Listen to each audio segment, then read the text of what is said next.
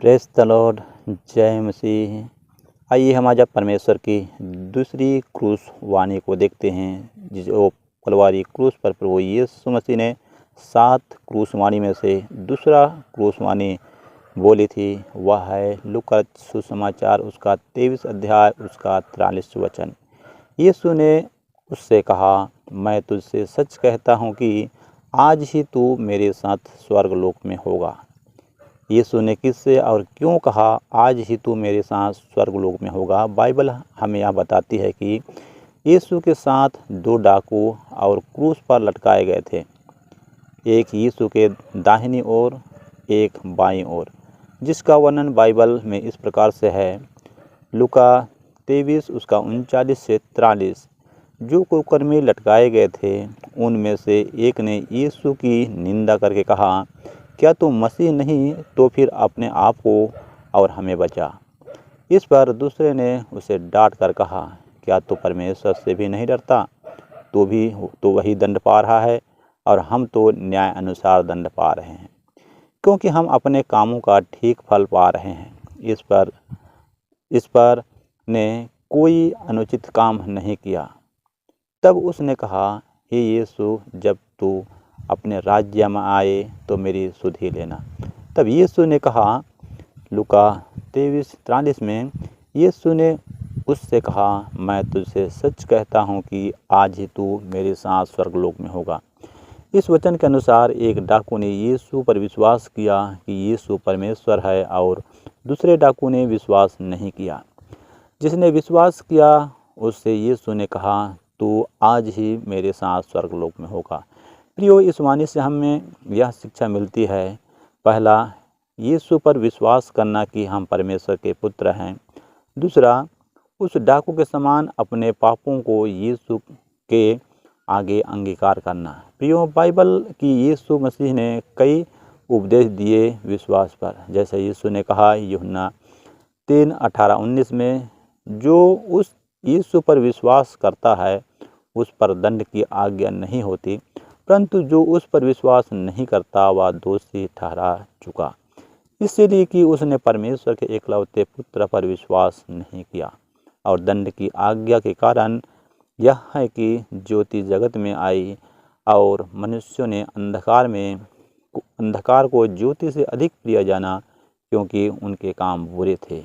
एक और वचन और पढ़े जो मिलता है इब्रानी 11:6, और विश्वास बिना उसे प्रसन्न करना अनहोना है, क्योंकि परमेश्वर के पास आने वालों को विश्वास करना चाहिए कि वह है और अपने खोजने वालों को प्रतिफल देता है। एक और वचन जो पढ़ेंगे जो मिलता है यूहन्ना 3:13 और 14, जिस रीति से मूसा ने जंगल में सांप को ऊंचे पहाड़ पर चढ़ाया, उसी रीति से अवश्य है कि मनुष्य का पुत्र भी ऊंचे पर चढ़ाया जाए, ताकि जो कोई विश्वास करे उसमें अनंत जीवन पाए।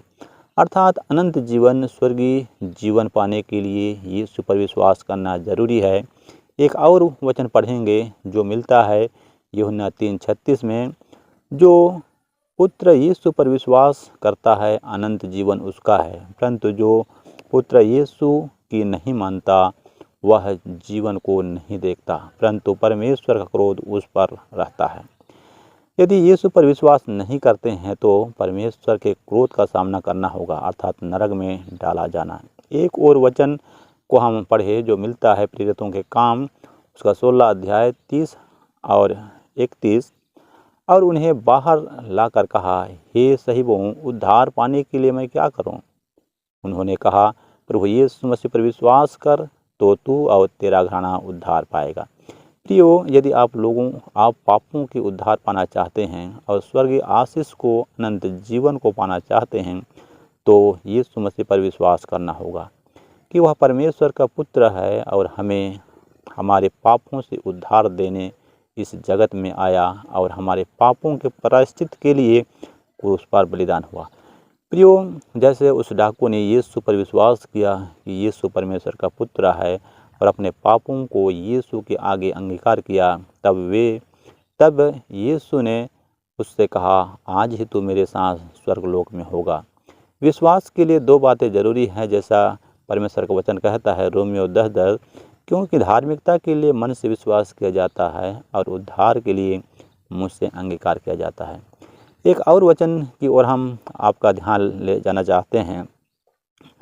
पहला यूहन्ना 1:9 और 10, यदि हम अपने पापों को मान लें तो वह हमारे पापों को क्षमा करने, हमारे सब अधर्मों से शुद्ध करने में विश्वास योग्य और धर्मी है। यदि कहें कि हमने पाप नहीं किया तो उसे झूठा ठहराते हैं और उसका वचन हम में नहीं है। क्यों, जैसा एक डाकू ने अपने पापों को यीशु के आगे अंगीकार कर स्वर्गीय राज्य को पाया, लेकिन दूसरे डाकू ने अपने पापों को यीशु के आगे कबूल ना कर स्वर्गीय आशीष को खो दिया। वैसे ही आज बहुत से लोगों अपने पापों में बने हुए हैं और परमेश्वर की दया को ठुकरा रहे हैं।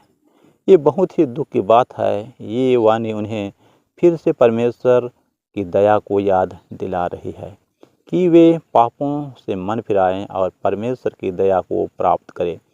इस वचन को जानने के बाद यदि आप प्रभु यीशु मसीह पर विश्वास करते हैं और अपने पापों से उद्धार पाना चाहते हैं और स्वर्गीय राज्य में भागी होना चाहते हैं और नरक के दंड से बचना चाहते हैं, तो इस वक्त अपने पापों को यीशु के आगे कबूल करें। मतलब अपने आप को यीशु के आगे सरेंडर करें।